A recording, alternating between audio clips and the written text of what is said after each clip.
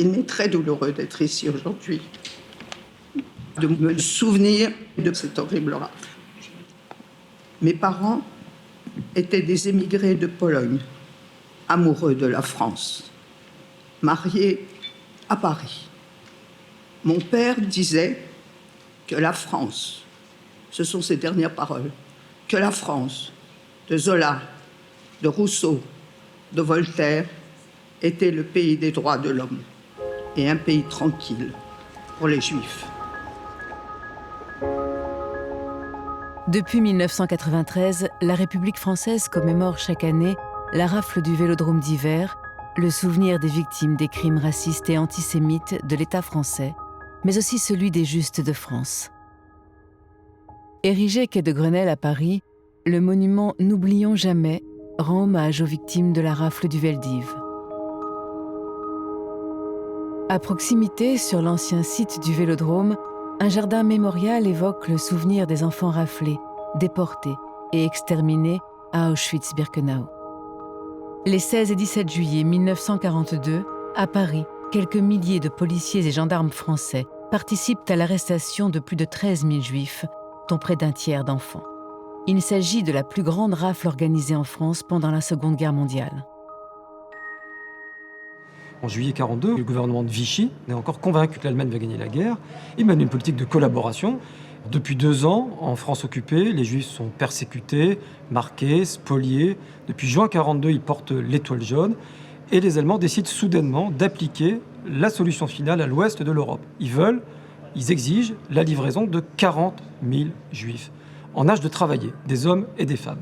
Donc on va demander à la préfecture de police de Paris d'exécuter cet accord entre les Allemands et le gouvernement de Vichy. Il n'y a aucun doute sur le fait qu'à Vichy, on sait que c'est un voyage sans retour et que les gens très probablement vont mourir. Depuis 1940, la préfecture de police de Paris a recensé les Juifs. On va sélectionner 27 400 fiches de Juifs de 16 ans à 55 ans et les hommes de 16 ans à 60 ans. On ne sait pas ce qu'on va faire des enfants. Les adultes sans enfants, on va les amener directement à Drancy. Mais les familles avec des enfants, on va les amener dans une grande salle des sports qui peut contenir à peu près 17 000 personnes, où on va pouvoir mettre les Juifs qui ne sont pas directement déportables. La plupart des Juifs arrêtés sont détenus pendant 5 jours dans ce qui est alors le Vélodrome d'hiver, dans des conditions d'hygiène déplorables. Ils seront ensuite déportés vers Auschwitz pour y être exterminés. Seule une centaine d'adultes survivront. Ma chère sœur, la police est venue nous arrêter. Nous sommes au Vélodrome d'hiver. Je fais appel à votre bon cœur. Dans quelques jours, nous serons envoyés vers une destination inconnue. À chaque instant, il y a de nouveaux malades, des femmes enceintes, des aveugles. Je ne sais pas si on pourra le supporter encore longtemps.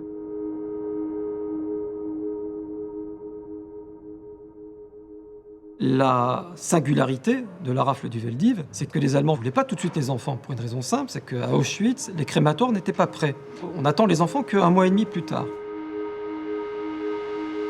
Les familles ont été conduites dans 2 camps, Pithiviers et Bonne-à-Rolande. Et là, il a bien fallu faire des convois avec les parents, qu'on a séparés, c'était terrible. Et après, on se retrouve avec des milliers d'enfants.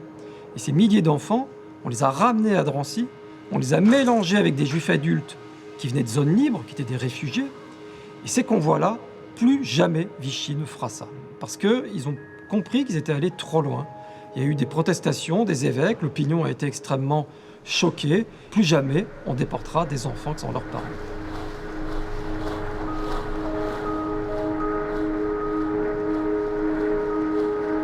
Chers parents, je suis dans le même train que Mireille.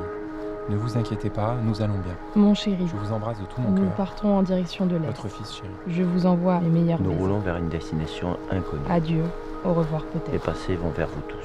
Tendre baiser, courage et à bientôt. Parmi la population française, parmi les fonctionnaires chargés de la rafle, certains s'insurgent et apportent leur aide aux persécutés.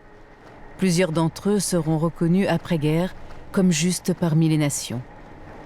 Le résultat de l'opération, c'est le paradoxe de la rafle du Veldiv, c'est que vous avez les 2/3 des gens qui ont échappé à la rafle du Veldiv. C'est à la fois l'opération la plus énorme qui a eu lieu en Europe de l'Ouest contre les Juifs, et en même temps, c'est un échec.